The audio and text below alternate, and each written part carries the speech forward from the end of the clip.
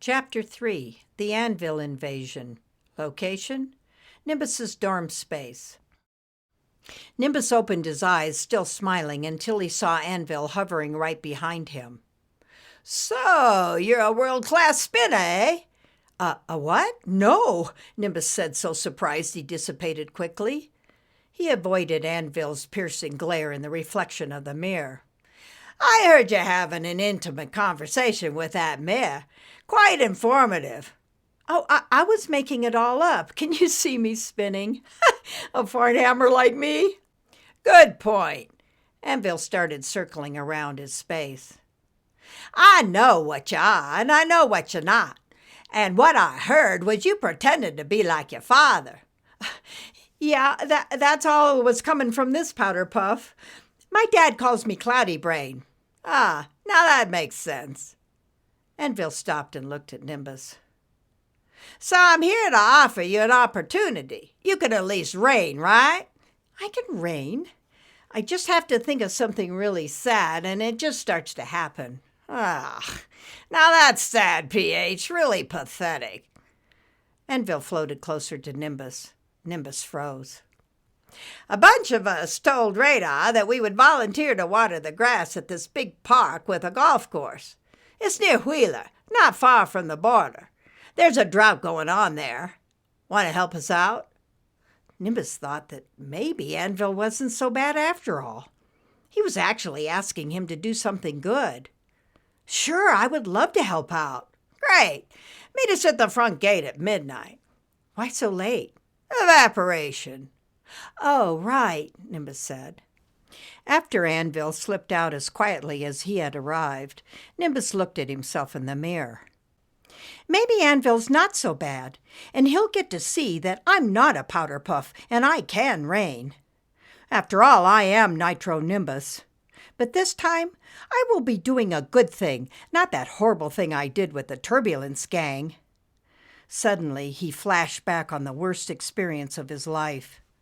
The memory of that hellish night with the Turbulence gang came rushing in like the ocean returning to the rivers at high tide. Visions of trailers, campers, children's faces, flooded properties, death and destruction. All those visions were flowing back into the inlets of his brain. With one breath, Nimbus was back with the Turbulence. No one goes against Bubba, his cousin Taz said.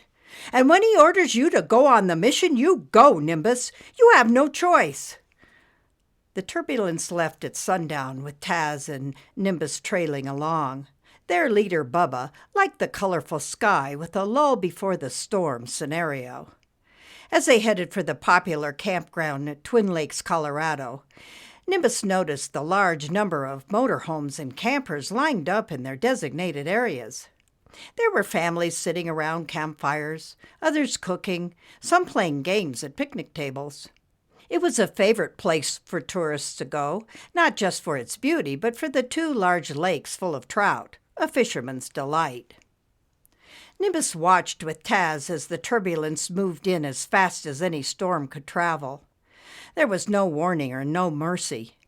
Since the larger mountains were located west and would help with the downdrafts, Bubba and his gang came in from the east. Tyrone was in charge of the north side, and Taz and Nitro were assigned to be sweepers after the hit.